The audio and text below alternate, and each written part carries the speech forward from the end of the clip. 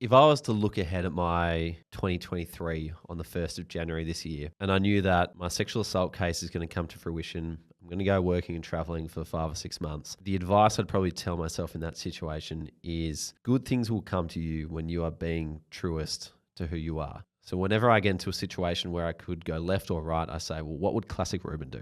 I'd probably just encourage myself to be more classic Reuben, because the temptation is always to like go into your shell. So I'd probably just prep myself up to be like, no, be more classic Reuben, because when you're being classic Reuben, you are getting out there confidently speaking about what it's like to be a victim of sexual assault. On the absolute flip side of that, you are wearing a full uniform of cricket whites to the Lord's cricket ground for the Ashes and then again to the Cricket World Cup in India.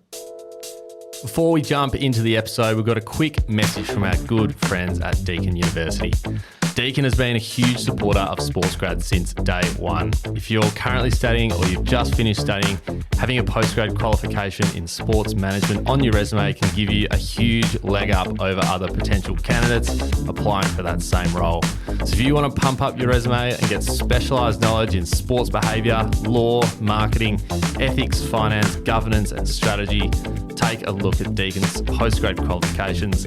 Their Master of Business in Sports Management is not one of, but the best one in Australia, ranked at number 1. So add a postgrad to your resume, and that's our tip for the episode. Hello and welcome to the season finale of the SportsGrad podcast, the ultimate guide to make it in the sports industry. I'm Ryan Walker, and joining me is the entertaining Reuben Williams. We are two mates who met at Cricket Australia, and each week we learn how people made it in sports. We tease out their career decisions, their work habits, skills, and everything they do that makes them great, all so that you can learn how to get in, get promoted, and get thriving in the sports industry. Rubes, last episode of 2023. It's great to be here with you. G'day, Ryan. I'm doing very well, thank you. Entertaining. That's a lot of pressure that you've put on me for the final episode of the year. Because now I feel like I have to be funny. I've got to tell jokes, tell good stories, do everything to try and dial up the entertainment in people's ears as we go through this episode. But I actually did get some good feedback recently from our friends at Deakin University. And this is off the back of emceeing the Deakin Chancellor's Dinner for 2023. Ooh. And I had a very big role. And I got a lovely email from the event organizer saying you were a very good balance of professional and entertaining. And I didn't have many jokes, but I just kind of picked on anyone who walked on stage. So, for example, like the Chancellor, he told this long story about, you know, how he got introduced into Deakin and how his friends took him along to a band, to see a band called Inks. And then he explained that it was In Excess. So that gave me a bit of material for the rest of the night. So every single time I'd be like, coming up is Inks. I'm like, no, it's not actually. We got something else happening. So I'll do my best. I'm not sure that I can promise anything as high quality as the Inks reference for the entire episode, but we'll give it a go. Good on Inks. I heard one joke around AI taking people's jobs really hit the mark. So yeah, well done on that. Just a bit of mail from the Deakin Chancellor's Dinner. But shout out to Deakin. Thank you for a big year. They're our number one partner of the podcast, and we wouldn't be here without them. So big shout out to them. That's it. And we are on that note, bit of news. We're going around again with Deakin. So fourth year of the partnership. So thank you, Deakin, very much. Absolutely love it. Now, Rubes, I love this time of year. It's December, Christmas is coming, it's starting to heat up. You know, there's a bit of energy around the place. And it got me thinking the other day, you know, especially in the sports industry, that there's a few different types of people that are operating at this time of year. You've got, you know, your Cricket Australia and your Tennis Australia. They are just absolutely manic, typing away, just, you know, full focus on Boxing Day tests, the summer Australian Open. Probably working on Christmas Day. Absolutely. Take a few hours on Christmas Day. You're probably working Christmas Eve, Boxing Day. It's a pretty hectic time of year. Yep. Then you've got those people who are, you know, they've got to work and they're probably ducking out to the shops, doing a bit of Christmas shopping, coming back, moving the mouse around to make sure their light's on green. things aren't too hectic around the place. Probably working from home a little bit. Definitely working from home, yep. Doing the washing as well. A midweek washing sesh working from home. Yep, 100%. Just limping to the finish line. You're not hitting it with any great pace, but you'll get there. Then you've got the group that's just completely switched off. There's a few people we know who are probably at the pub. They're going to the cricket over here in Perth. The cricket's on Thursday. They're doing the full day on Thursday. They're not, they might log on a little bit in the morning, but that's it. Like, they're absolutely done. You'd love and to the last group. You'd love to work for a winter sport in Perth while the cricket's on. Oh yeah, 100%. It's a busy time over here. And the last group, which is one of my favorites, is those who are sort of pretending to be busy. So, they're at home, they're probably doing their stuff, but you give them a buzz and their response is always like, I'm busy, mate. Let's sort of, big end to the year. So just want to give a shout out to those people. They're probably tuning in today, and whatever group you sort of fit into, good on you for doing your thing. And my advice would be, if you're not working at cricket or you're not working at tennis or, a major summer sport, get outside, get doing your thing. It's mid-December. It's time to shut it down. So a big shout out to those people as well. Yep. Which one do you fit into, Ryan? You see, we went through that CA sort of period, and that was, we loved it, but it wasn't fun working on Christmas Eve, Boxing Day. So I think we're fairly busy right now, but it's not like, someone's hounding us. It's not crazy. I wouldn't say I'm completely switched off. I'm definitely not at the pub. But I feel like, I can do the washing. I can duck out. Like, I'm going to go see Nan today for lunch, which is going to be fantastic. Shout out to Nan. She actually watches this. So g'day, Nan. So I'm sort of in the middle there, I reckon. Yep. But a shout out to those guys. Yep, nice. Well, we're probably going to sound like number 4, those pretending to be busy right now, because we want to give you a bit of a recap of the year. And there are a lot of businesses out there who are doing their own version of Spotify Wrapped, where they'll give you a number of every single type of thing that they did. We haven't had the time to do that, so we're putting ourselves in the too busy bucket. So I'm not sure if... we're busy. I'm not sure if there's a member out there. Shekhar Sridhar is usually pretty good at this stuff, but if someone would be willing to calculate how many podcasts, how many speed networking nights, how many meetups we've done, that would be great to know. We just haven't had the time to do it. So unfortunately, we fall into that 4th bucket of pretending to be busy, but we've got a bit of stuff going on. But we will busy. Yeah, we will recap the year because it has been a huge year. It is pretty wild to think that back in when was it? January, February at the start of this year, that we opened the year with a whole bunch of fresh meetups.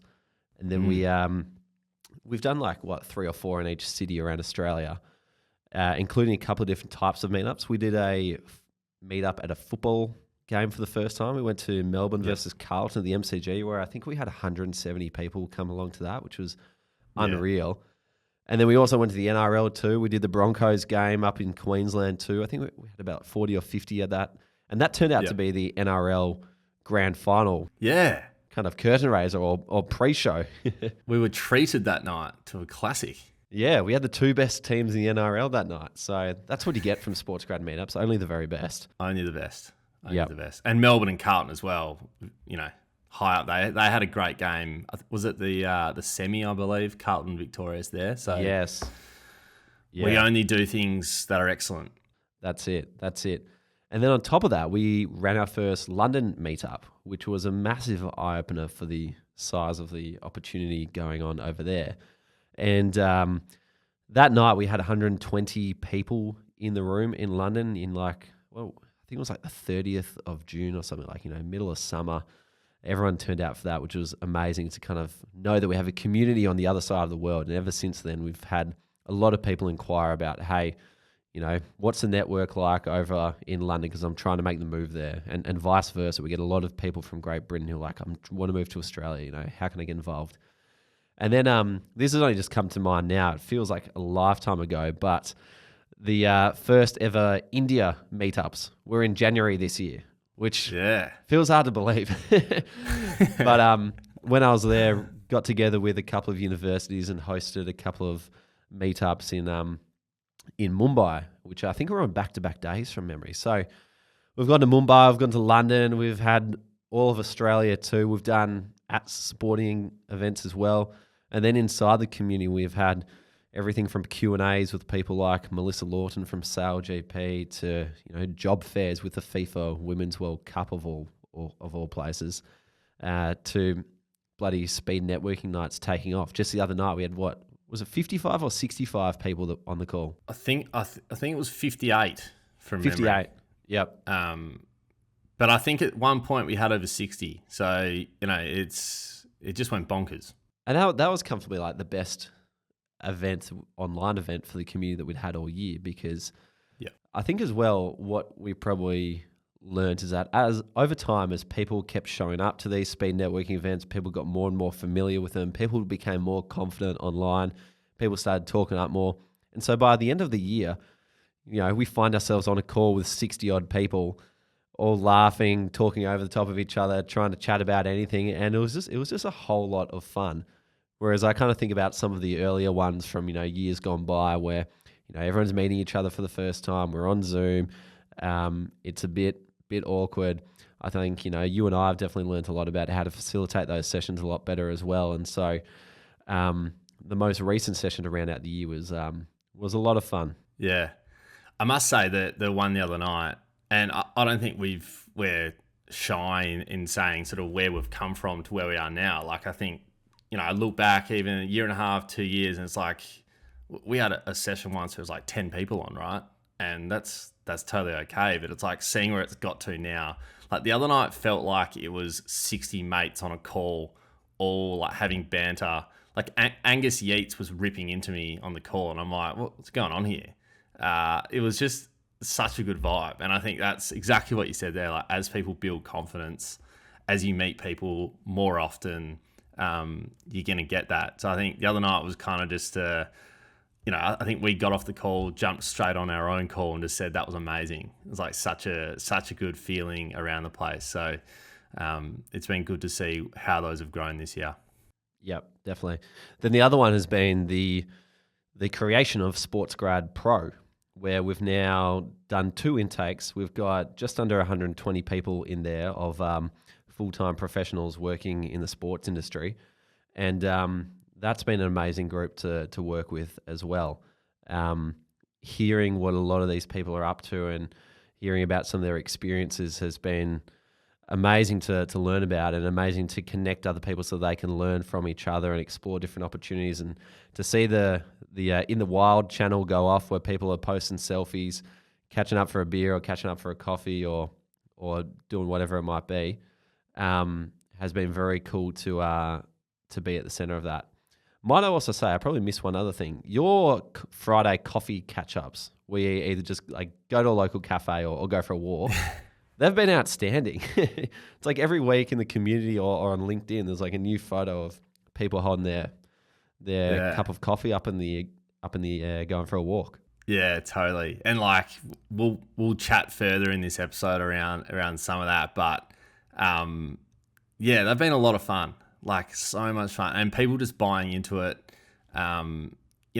Thinking, how can I sort of do something really, really solid and tangible for my career? And I think Friday mornings is the perfect time for it. It's kind of like that point in the week where everyone's looking forward to the weekend. There's good vibes. Everyone's up for a coffee. And even those who want to have a walk instead, I think it's good to change these things up and not just sit on a table. So shout out to all those guys who've jumped in and met some new people and thrown themselves in the deep end at the same time. It's not easy to rock up with some people who you might not have met before and just go for a walk around the tan track. So a shout out to those guys. It's been awesome. Now, as always, Ryan, we've got to give our community a shout out for their recent wins. So there's a big list as always. So bear with me. First off the rank, Caitlin Stones, game day social media intern at the WNBL. Well done to you, Caitlin. Rishab Jain, reporter intern at the Courier Mail. Well done to you, Rishab. Ugand, Ugana's been around for a long time. Well done to you, mate. Yep. You've just picked up a role as a customer experience ambassador at Tennis Australia. A lot of people going to Tennis Oz at the moment. The Australian Open's picking up and coming very, very quickly. Then we've also got Rebecca Rutherford as a sports writer for 91.3 Sports FM. So well done to you, Beck. So a couple of reporter jobs coming in this week, which is wonderful to see.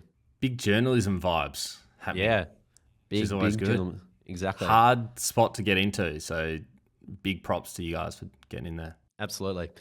And community events, well, we're done for the year, so 2023 you can put a line through. But coming up at the start of next year, we have got speed networking as always. So if you guys are in our rookie community coming up on the 15th of Jan, we'll see you there. And then for our pros on the 24th of Jan, we know those guys like a bit more time over the break, so we'll give you guys your holidays. And then Simon Osborne is coming back for a Imposter Syndrome Masterclass on the 18th of Jan. So those in the rookie community will kind of get 2 cracks at catching up in the same week. And then we go again with the meetup circuit. So Feb meetups are coming. I think it's Melbourne on the 9th of February. Then we go to Perth and Adelaide on the 13th, Brisbane on the 14th, Sydney on the 15th. It's all happening. We deliberately left Friday the 16th of February open in Melbourne because Taylor Swift is in town and we haven't got tickets yet, but we know a lot of people will be going to that. So Swifties, we hear you and we respect you. So no meetup that night. And I'm also right in saying that we've got a Valentine's Day meetup happening, Rubes. Yeah, we do. We do. We don't respect Valentine's Day as much as we do Taylor Swift. No. But I think, for those out there that are a bit worried around your Valentine's Day plans, there's no better place to celebrate love than a SportsGrad meetup. So, bring your partners along, bring your friends along. It can be the LoveGrad meetup for the night. We're totally fine with that. Maybe we should just do speed dating that night. Yeah, we should have some sort of Valentine's theming, I would have thought. So it's not an excuse not to come as well, I would have thought. SportsGrad singles night or something. Yeah. something to workshop. Yep.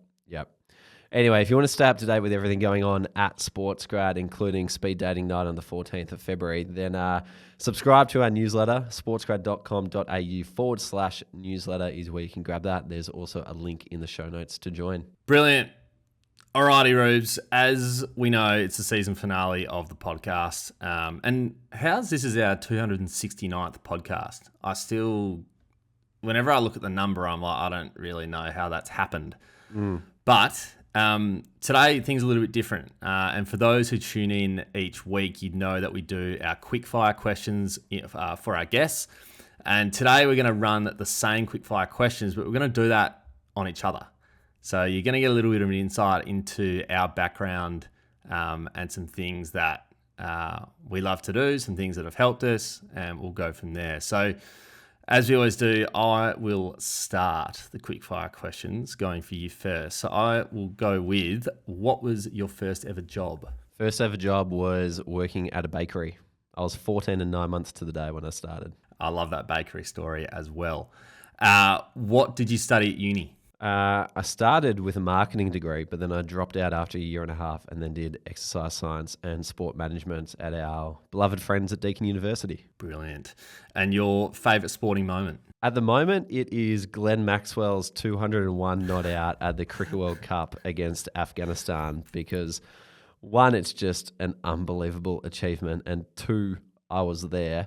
And then there's almost there's an element of it being in India and also being one of about 20 Australians in the crowd to see it that kind of has dialed it up in my mind too. So, yeah, other than that, it was probably a year before that where Matthew Leckie scored the winner against Denmark to send us to the round of 16. Yeah. That's a new moment. Like, it's very fresh. A lot of people going back to the well, but I like that. Your favourite interview question to ask somebody? I like asking people, what are you reading at the moment? Because I think just about maybe not every problem, but most problems in the world have been solved and documented in a book somewhere. Yeah. And so I think no matter what you're trying to figure out, whether it's career related or anything else related, usually there's something in a book that can help you. So I like to understand what people are reading because I want to know what they're learning. Yep. Or what they're curious about. Yeah, I like that. Staying on the book theme, what's a book or a podcast that's helped you at work? So one podcast that I listen to a lot at the moment is called Lenny's Podcast. It's made for product managers, like, people who work at Airbnb and Uber and that kind of stuff. But it's all about building products that help the world and going deep into some of the roles and skills you need. So, and some of that's applicable to us in building this business. So that's been helping me at the moment. Nice. And are you associated with any grassroots sporting clubs? I am. I went to cricket training the other night for the first time this season, Ryan. Wow. Yeah. Yeah. So I'm back playing Huge. at Wycliffe Cricket Club, and I won't get a game in before Christmas, but after Christmas, watch this space. Nice. That is massive. I didn't know that. If you had 30 minutes to pick anyone's brain, who would it be? At the moment, it'd be Ange Postecoglou, because I know Tottenham have had a rough patch recently, and you go back a month, Ange was like all the rage, but I would still stick with Ange. I'd love to chat with him because I think an Australian coaching in the biggest football league in the world is absolutely outstanding. So I'd love to chat with him. Brilliant. Well done. Awesome. All right, time to return serve. Let's go. Ryan, what was your first ever job? I worked in a canteen at Claremont Pool here in Perth, making coffee and selling lolly bags. No, how old were you when you started? I reckon I was 18, 17, 18, just out of school. Nice. Oh, you waited till school to get your first job? Yeah. I feel a bit of... Were your parents feel a like, bit bad about that. were your parents like, we want you to focus on school? Obviously. Make sure you do well at school and then you can get out in the real world afterwards. So Yeah. Well, that paid off. Yeah. What did you study at university? I did a Bachelor of Commerce, majoring in sports management, and then I did a grad certificate in marketing. Nice. And your favourite sporting moment? The mighty West Coast Eagles winning the grand final in 2018. But if I could narrow it down even further, it's like the last 2 minutes of that game and Dom Sheed threading the needle from the boundary. And I was at that game as well, so it holds a special place. Okay, and what's your favourite interview question to ask of candidates? I like the idea of really establishing who they are. So I think my favourite question would be like, what does your perfect weekend look like? To really understand like who they are and what their hobbies are, what's their family like, what are that kind of question, and lead it away from the work side of things. And what's one book or podcast that's helped you at work? I'm a regular listener of The Imperfects. It's not a lot that are like, I guess, applicable to what I do at work, but I think it's a great way for me to just switch off a little bit and think about mental health and that kind of thing, just to switch off. So that one, and also Straight Talk by Mark Burris. More so, it helps me at work because I like the way that he presents his podcast and he does his content. He's quite simple in the way he talks, and I think I can overcomplicate things sometimes. So taking sort of how he does his podcast mainly. Yeah, both of those are great. And are you associated with any grassroots sporting clubs at the moment? I am helping the Williamstown Women's Lacrosse Club with their sponsorship. So I did that last season, and I've been put into the role again for this season coming. So yeah, that's a bit of fun, a bit different outside of football and cricket. So yeah, love it.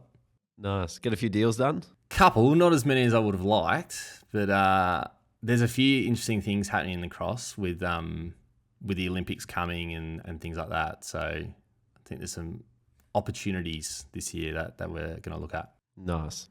Watch your space, Williamstown Lacrosse.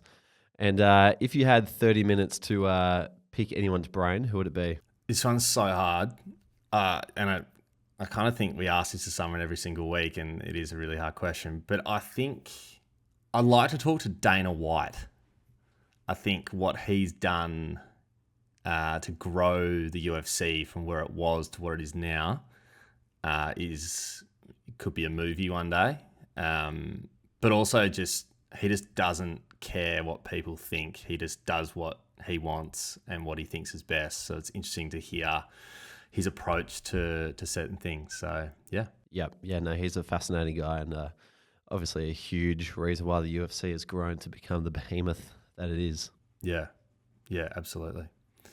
Alrighty, well, that was fun. I kind of like that. We've never done that before. We love quick fire questions. So yeah, hope you guys enjoyed that. All right, for the rest of the pod, we've got some member questions that we've received. So we did a bit of a call out last week and said we've got the season finale of the podcast coming up. Send us through some of your questions. So we've got a few here that we're going to work through, and hopefully we can provide a little bit of insight around what we do, but also some of our highlights of the year, and so on. So first one we had was, it's a tough question, and it's how do we handle things when things go wrong? Which is, I was having to think about this, and I was like, I can't think of many things that went really, really wrong for us this year. Like, I think most things have gone relatively to plan, but I think something that comes to mind is like, we are extremely nimble and we can shift direction whenever we need. And even if, something horrifically went wrong, I don't think it's the end of the world. Like, things continue to move. And something that I always try and live by is, the sun's going to come up tomorrow. Like, I think it's always something to consider when something does go wrong. But I think the other day, like, whenever something doesn't go perfectly, the first thing I feel like we do is like we just almost just address it immediately. Like, what's happened. There's a couple of occasions where, like, say, for example, our last member drop, there were a few things that we wanted to tweak on the way through, and we just did it immediately. We didn't sit on it. We didn't dwell on it. We just kind of went for it. So I think probably my one for that is, we're pretty good at jumping on the phone or jumping on a catch up and just come out with a plan straight away instead of letting it simmer and letting it probably have a worse effect than what it could have if you didn't address it at the very start. Yep. Yeah, for sure. This came from Ari, one of our favourite members. And Ari, I'll give you an example of something that did go wrong this year and how we addressed it. So we've been steadily growing for the last few years. And then from January to June this year, our membership base flatlined. And we were like, this isn't good. This is our main source of revenue. This is our main source of revenue. We want to keep it going up, not flatlining and then backwards, which is what happened. And so the first thing we did was try and get to the bottom of the problem. So why are people cancelling? Why are people leaving? And that involved a couple of things that you just mentioned, Ryan, like literally talking to cancelled members was the easiest way to find out why are you leaving? Why is this thing kind of plateauing? And that kind of left us with a few insights about what was going on with our community. Number one, a lot of people were getting jobs. So we were doing our job, which was great, but they were getting jobs and then moving on. It's like, thanks, SportsGrad, help me get in. See you later, which is totally understandable. Another reason why people cancelled was because we made a change at the start of the year to create a public jobs board, which removed the private jobs board from the community. And a lot of people felt there was a lot of value in getting exclusive access to jobs. And when that was taken away, they left. So once we realized that, we reversed it. And that actually led to us delivering a lot more value to members quicker, because it forced us to look at how do people become a member and then what do they get once they enter it. So we kind of outlined the process of what become a member looks like and increased ways that we can deliver value to members quicker. And since then we started trending up again. And so once we'd kind of tweaked things, July ended up being our best month of members ever. But we were a bit we were a bit sick of like the people who just come in, dip their toe in the water, have a look around, but don't really offer anything and then leave. And so I was like, well, the value of our community is dependent on our people. We need high quality people for this community to be, worth people's time. So that's when we decided to deny entry to the community at any point in time. And that's when we came up with this intake system to do it in cohorts. So we had our best month of new members in July, and then 3 days into August, we say the community is closing, and we beat our best month of members in 12 hours. It was literally like, hey, you've got till tonight, and we went straight past our monthly record in a day, and we were like, wow. Gee, there's a lot of people on the fence here. So we did that. We then, once the community was closed, we went away and built SportsGrad Pro to address one of our issues for cancelling members. And so now that's a place for people who, once they get their first full-time job in sport, or if they have a full-time job in sport, that they can come to and connect and learn and grow and find new opportunities in that space there. So now we had a new space for people to kind of graduate up to. And then when we came back to open up the community again, you can now only become a member in one of a few opportunities a year. And I think we gave people about 48 hours to do so. The other thing that we did was we cut the monthly option and said this is annual only, because we believe that networking isn't a month-to-month thing. It's a lifelong thing. We want people who are committed to their development, who want to invest in relationships, who want to, give and receive value and grow with a committed group of people together. And so by cutting the monthly membership, we really just wanted to filter to people who are in this for the long haul, who've got a long-term approach. And that's been amazing for our business from cash flow point of view, because a lot of people are paying up front, which, great for us. But then like the other great thing is there's a different type of member filling the community. Yeah. And we mentioned before that, there were 55, 60 people on speed networking the other night. They're not the type before when we were doing monthly, people drop in, drop out. They're not jumping on and catching up like these annual members are. And so now, like, we started in a pretty bad space at the start of the year where, we weren't growing and we're a pretty lean team and, aren't making millions of dollars. So if this thing didn't work, it was bad. And now we finished the year in a better situation than we've ever been. So, hopefully, Ari, that gives you an understanding of, how do we handle things when they go wrong? First, identify the problem, then look at ways that you can make it better than it ever was before. And not be afraid to take a risk, because that's what we did.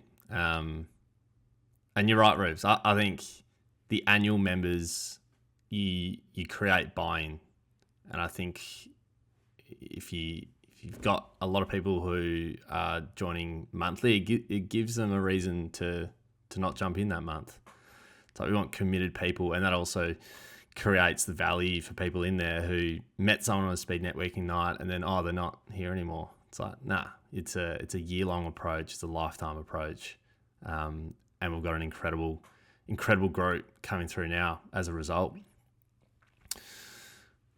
Awesome. Very nice. Want to shift now to some of our member wins, because as we know, every single week we talk about members getting jobs on the podcast. They're celebrated in Discord. There's plenty of people always keen to celebrate members who have jumped in and found a role in the sports industry. But there's some in particular that stand out to us who, people who have worked really hard, put in the hard yards, jumped on speed networking nights, gone on job fairs, come to meetups, asking for help in Discord, just contributing in more ways than just simply applying for a job. And I think there's a lot of people that stand out off the bat. So I've got a few that I can sort of start with.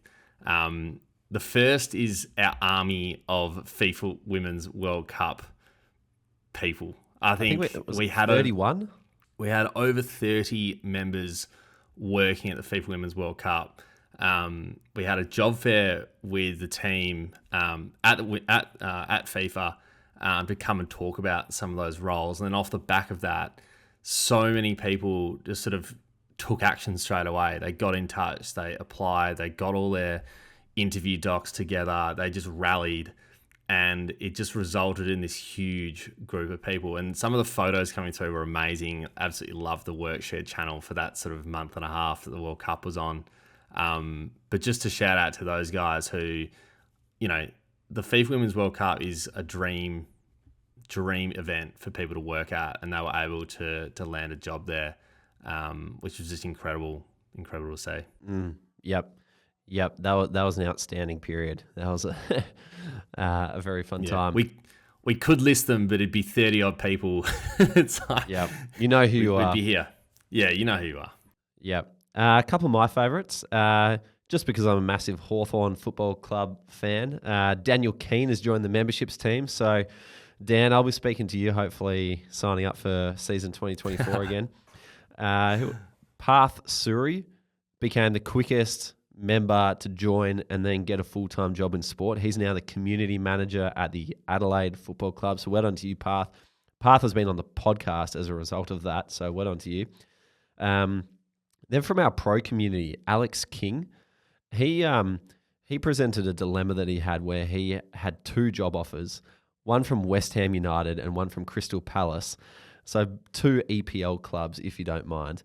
And pretty much like as a graduate, he's taken on a role as senior marketing manager at Crystal Palace. So well done to you, Alex. But then my favourite member win for the entire year goes to Acacia Quinn, because she's about to find out tomorrow morning that we are going to offer her a full-time contract for 2024. And if she doesn't take it, we can cancel this. We can edit this out. But we're so excited for her because she's an absolute legend. Most of the people in the community know her. She does an outstanding job. She represents SportsGrad incredibly well and what we stand for. And she's just a brilliant person to be around. And then also for us, like, you know, we haven't had anyone full-time outside of you and I. So for her to be the first one is sensational. But if you want to know how we got Acacia on board, I met Acacia on LinkedIn, and she was looking for an internship. And I said, why don't you come and join us? And she was posting a lot of stuff on LinkedIn at the time about her studies over in the US. And so I was like, okay, she's clearly switched on. She's doing stuff like posting on LinkedIn, which we rate highly. Why don't you come and join us? And then once we brought her in-house and her internship finished, we were like, well, we need to keep her around. Here's a casual role. And now that she's graduated, here's a full-time job. So hopefully we don't have to edit this section out because we want Acacia on the Fingers team. Crossed. Yeah. Nah, absolute star. So hopefully she does take that, Rubes. Couple more from my end. Rachel Bromley, also a really quick turnaround from becoming a member. She landed a role in partnerships at Netball Queensland. And it was awesome to work with Netball Queensland on that role as well.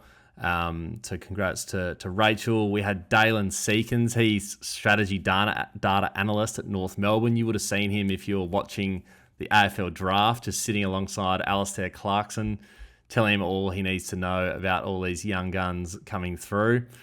I think he was being compared to, what's the guy off... I've had a mind blank here. Off The Simpsons? Sideshow Bob? Nah. Who's the guy who sings Every Day I'm Shuffling? Oh, Red Foo from... Red Foo. LMFAO. Yeah. He was being called Red Foo on Twitter. So he copped that. So well done, Dalen. Another couple, Angus Yeats landed a grad role at Adidas. And he falls into that category of just showing up each and every week, putting himself out there, using LinkedIn to his advantage. And I think he beat over 400 applicants to that role to become the one role that they were taking on. So that is just incredible.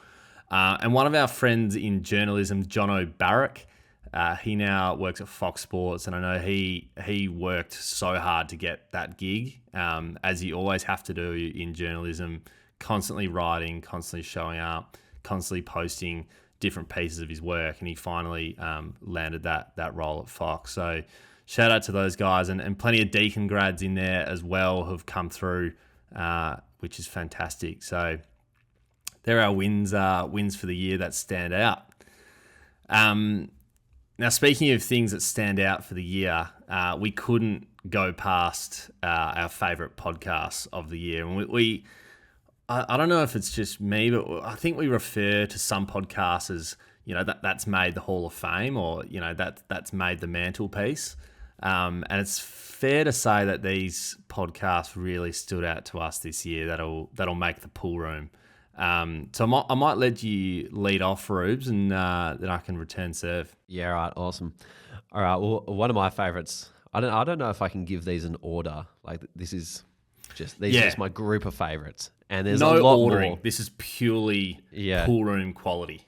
Yep, and there were so many great guests this year. It's really hard to drill it down to a few.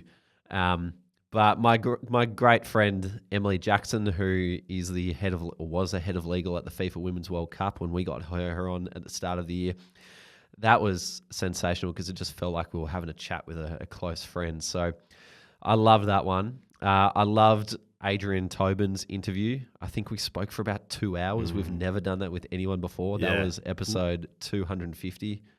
Is that longest ep ever? Definitely. By a country mile. Yeah. By about 20 odd minutes. Half an hour even. At least.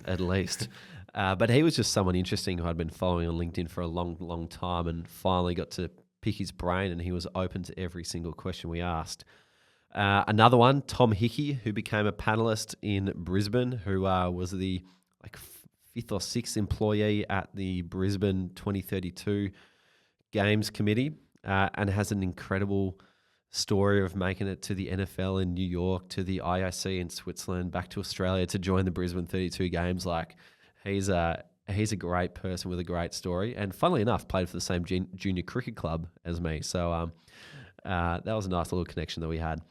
And then last one, shout out to Danny Bowron, who used to be the partnerships manager for our Deakin sponsorship, and is the reason why Deakin began sponsoring us back in 2021. But getting to interview him about his career and reflecting on the time that we had working together was very special as well. So those are a few of my favourites. But then, beyond that, we interviewed Melissa Lawton from Sail GP at the start of the year. I ended up getting coffee with her in London. We interviewed Shane Leonage at the start of the year. I ended up catching up with him at Wimbledon. So it's been and then also as well, going way back beyond this year, we did an interview with Garth Towan in 2020 from the International Olympic Committee. End up staying at his house in Switzerland. So the podcast has just been a great way to meet cool people around the world and actually get the chance to see them in their zone. Yeah. No, it's a great list. And I almost feel bad saying our favourites because they're all just outstanding. But I've got a few here. One is Sarah Burt, who was only a few weeks ago. I just thought hearing about her journey to now be a freelance journalist and sort of go through that process and take that leap of faith was super interesting. And I thought, when you're speaking to a journalist because they're just so well-spoken. And I think that was something that really stood out for me with Sarah. Another one was Michael Wilson. I think we sort of stepped out of that podcast just like, oh my God, this guy is just an absolute gun. And I also loved how he was willing to give Pranav, our podcast superstar producer and a budding photographer, some feedback on some of his work live on the podcast. I thought that was pretty special. Another one was Sam Perry. We love the great cricketer. We've been fans for a long time, so it was awesome to get him on. And he is a very funny guy as well. So anytime you can just laugh your head off during a pod is always a good pod. But also his journey to get to where he is now is quite an interesting one. Not sort of working in anything to do with podcasting and journalism. He just kind of worked his way in, and his love of cricket came through. And then finally, Chris McPherson. So Chris is obviously one of our members, long-time member now, and hearing where he's moving to and how he's sort of landed his many gigs, being an MC, being a podcaster, doing all sorts of things in that space, but also managing a dual career at the same time is something pretty cool. So Yeah, just a big thank you from us to all of our podcast guests. I know you'd all be listening, obviously, but just thanks for giving us an hour and a half of your time, and just appreciate the insights that people give. And we always say, Rubes, the sports industry is extremely giving, and we find that with trying to get guests on this podcast, everyone is so willing to jump on and provide insights for those who are keen to learn. So a big shout out to them. Yep. The people we get to meet is truly the best part of doing this podcast. Absolutely. All right, on to some of the deeper stuff, the questions that really get us thinking, and that is something we've learnt in 2023. We got this question. We thought it's great to touch on this.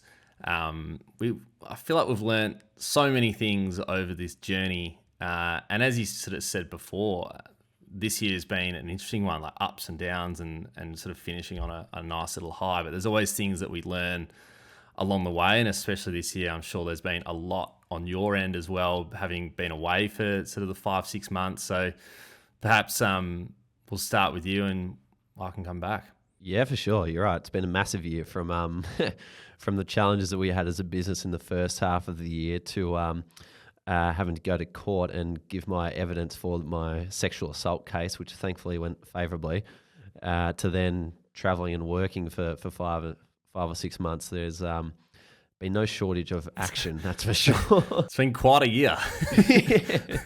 Yep. I don't think like that probably has never been said before, like what you just said there. Those collection of three things. Yeah. Crazy. Yep.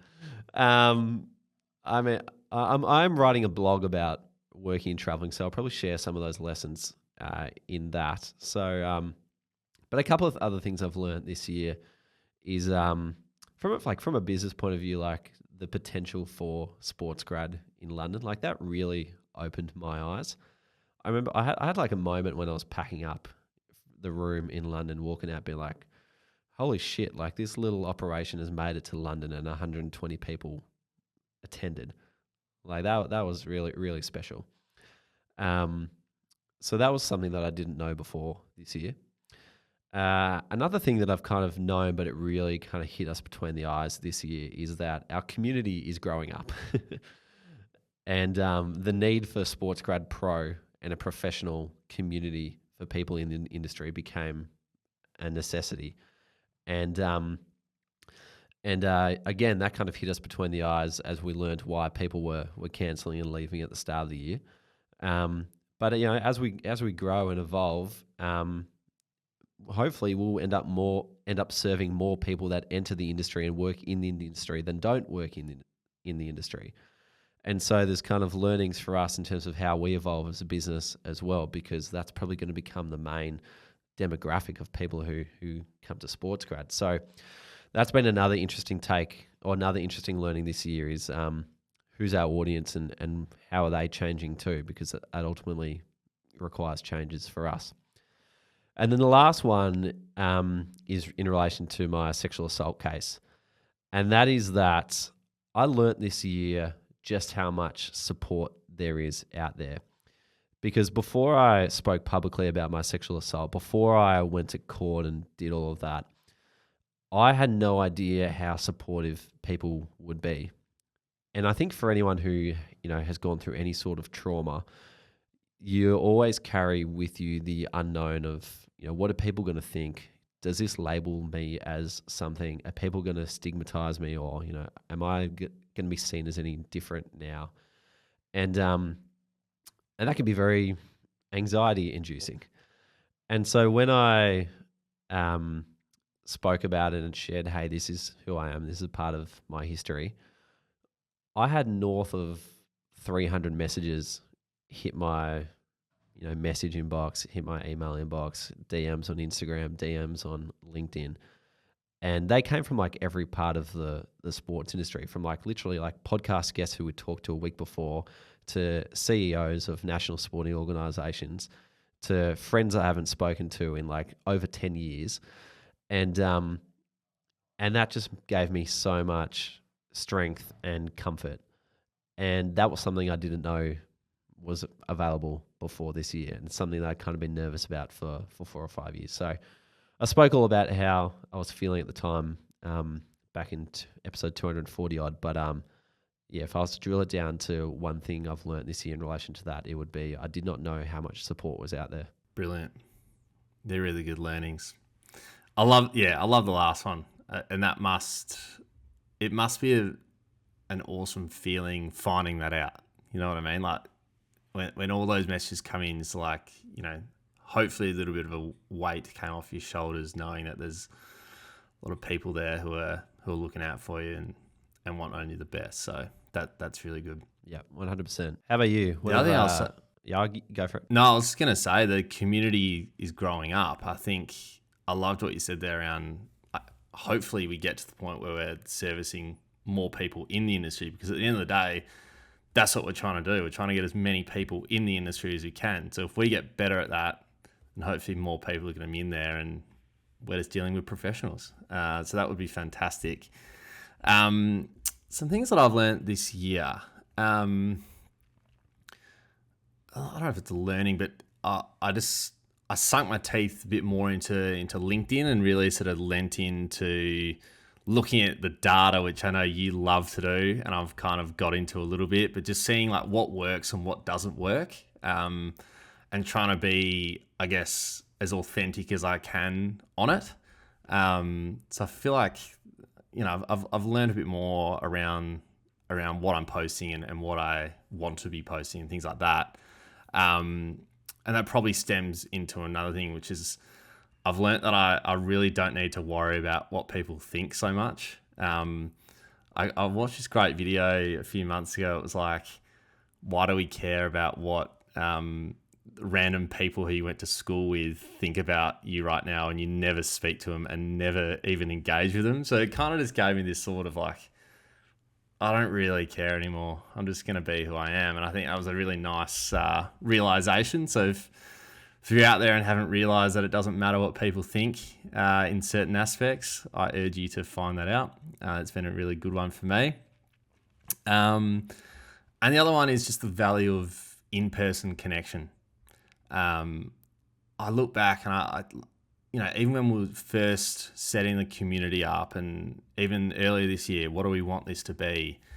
I honestly thought in my head that people are happy to just sit on calls the whole time and catch up online and speak online.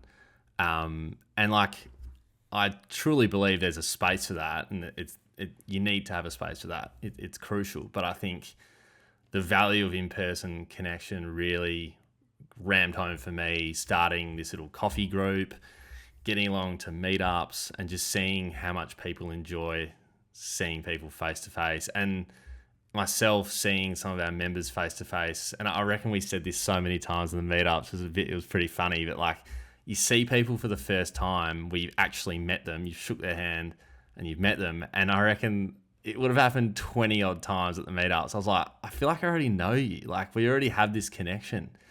So just experiencing that and seeing all the people that we connect with online, and how much people enjoy seeing people's emotions and actually just speaking to people. I think that was a really good learning for me this year, and it has kind of, you know, stuck with me in terms of like planning for next year and what we want to do. I think more in-person events, people are crying out for that. So it's super exciting to get that moving. Yep.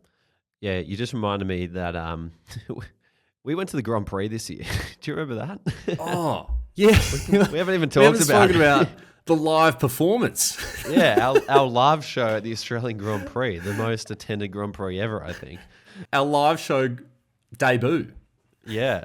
But the reason why that came to mind was because you mentioned meeting people in person for the first time. I met Dan Bennett from Queensland, who's been a member since like day dot. And again, he was someone who I'd only known over the internet. And more recently, Joseph Strickland, one of our members who's just moved up from Tasmania, has literally been a member for 3 years. Met him for the first time like a couple of weeks ago at the meetup. So it is funny how the community works in strange ways. But yeah, the Grand Prix, hey, how good was that? The live show debut. Yeah, that was great fun. And also talking about in-person connection, like, we're running that stall for sort of 4 days, just sort of getting SportsGrad out there and chatting to the wider community about what we do. And just that many people came over and said g'day just because we were there. Like, why not? And also came to the live show, obviously. Yep. So yeah, it's that was a huge highlight, and I can't wait to get back there next year. It's going to be amazing. Alrighty, last one for the app, Rubes, and it's around advice and what advice you'd give to yourself at the start of the year. So if you could go back to January 1, thinking about the year ahead, what advice would you give yourself? Well, I guess like if I was to look ahead at my 2023 on the 1st of January this year, and I knew that my sexual assault case is going to come to fruition, I'm going to go working and traveling for 5 or 6 months. How can I make the most of each of these? The advice I'd probably tell myself in that situation is good things will come to you when you are being truest to who you are. So for those who went through the transformational goal setting webinar that I ran in September, you'll know that part of the process that I run people through in terms of developing their career operating system starts with, who am I and what do I want? And part of the who am I part has been adopted from our friends at Leading Teams, who developed this concept of a trademark, which is like a tagline for a set of behaviors that you want to be known for. And for me, my trademark is classic Reuben. So whenever I get into a situation where I could go left or right, I say, well, what would classic Reuben do? And so I guess this year, like the advice I give to myself is I'd probably just encourage myself to be more classic Reuben, because the temptation is always to like go into your shell. So I'd probably just really kind of, prep myself up to be like, no, be more classic Reuben, because when you're being classic Reuben, you are getting out there confidently speaking about what it's like to be a victim of sexual assault. On the absolute flip side of that, you are wearing a full uniform of cricket whites to the Lord's cricket ground for the Ashes, and then again to the Cricket World Cup in India.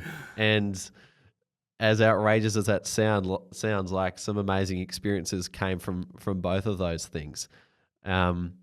So I would just kind of remind myself, like, be true to who you are, because that's when the best situations arise. Yeah, I love that. Two very different situations, isn't it? I love that. I love it. Nice. I think for me, probably two things. One is just think bigger picture more. I think I look back at some points of the year, I'm thinking a month ahead at each time. And I think some advice that we've got from a few people recently is just sort of think about where you want to get to in 3 years and work backwards from there. And I think it probably stems from just the stress of, being a co-founder, like trying to figure out like what the next month is going to bring, or what the next 3 months is going to bring. You always think in the really short term. And I think that the challenge is to think longer term and the bigger picture. And I think you're quite good at that, where you can think about what the end goal is. And I think we've gotten better at that this second half of the year. So I think about, I wish I was thinking that at the start, but albeit we're probably in a different position and, probably a little bit more stressed and whatnot. So that's always one to think about. And the second one is just put the customer at the center of every single thing. I still remember going back, I was so confident that our public job board would work. I was like, yep, it's going to be great. All the organizations are going to jump on it as well. We're going to attract all these people. But at the end of the day, like, our customer are our members, and we took away value, and it just didn't make sense at all. So it's a great learning, and I'm glad I learnt it now instead of a couple of years' time. But yeah, I think that's just something that I just have to keep going back to, which I think, again, like we've learnt from that and gotten better at. So yeah, there are a couple of things. all part of the fun. 100%. Like I remember when we interviewed Sam Perry this year and we were asking about their journey of building the grade cricketer. Here, like they're doing an outstanding job now, but sometimes I forget they've been around for, I think, literally 10 years, and they've gone up and down, sideways, swings and roundabouts, to the point where they've got like hundreds of thousands of followers. The show they put out every week is outstanding. And I'm like, wow, like they're doing a great job in 10 years. Where are we going to be in 10 years? Maybe these are just some mistakes that we have to make now because, hopefully when we get to the point that Sam Perry and Ian Higgins are at, things will be looking better as well. But I'm sure they didn't get there without a few hiccups along the way. So even just looking at fellow creators, fellow business builders is great inspiration and support to know that it's a marathon, not a sprint. Yeah, I'm looking forward to the hundreds of thousands of followers of the SportsGrad podcast as well, similar to the grade cricket. Yeah, tap into India, I think, is the secret. I think so. Well, some more cricket whites in India, World Cup content, and I think we'll get there. Yep, I think so. Brilliant. Well, that was fantastic. Should we jump into Ask SportsGrad? Yeah. One more Ask SportsGrad for the year. Yeah, let's do it. Reminder, if you want to ask us a question, just jump into the SportsGrad community. We've got an intake in February 2024, so feel free to jump in. You can actually join our waitlist currently. Just head to our website at sportsgrad.com.au/community, and then you can ask us a question in our designated Ask SportsGrad Discord channel. Rubes, this is a really great question. I saw this come through this week. It's from Alex. He says, any advice on how to let your employer know that you're considering a new job / a new career path? The general answer I've found online is don't do it until you have an offer in hand, but this could be different in the sports industry. Really good question. Great question. My general belief with this sort of stuff is always to be open and honest, and that is with the assumption that if your manager truly wants what's best for you, then they will be totally supportive of that. So if you are considering a new job or a new path, you need to deeply understand your reasons for that, and whatever you come up with is totally fine. But I would present that to your boss to say, hey, I'm thinking of changing roles, or I want to change employers. And I'd say to them, the reasons why I'm thinking of going over there is for these 3 reasons, because this is more attractive. This is what's most important to me. And then that'll put them in a situation where they have to react, and they can either say, that's great, we can't offer you that, go with our blessing. Or they'll say, shit, like, no, we need you right here, right now. What can we do to make the situation better for you? So I kind of think being open with the people around you is the best way to go about it, because either your situation gets better somewhere else or your situation gets better where you are. And to be honest, if they turn around and say, actually, if you're looking to get out, then go, it's probably not where you want to be working anyway. So I think being clear, open and honest with the people around you is always the best way to go about it. I think it also depends on the relationship you have with your manager. A lot, you would have had a lot of discussions around what your career looks like and what your progression looks like and all that kind of thing. So if your career plan or, goals sit with a role elsewhere because it's going to allow you to jump up and take it, then I feel like it's not the worst thing to be able to say, like, hey, there's a role here, I'm thinking about going for it.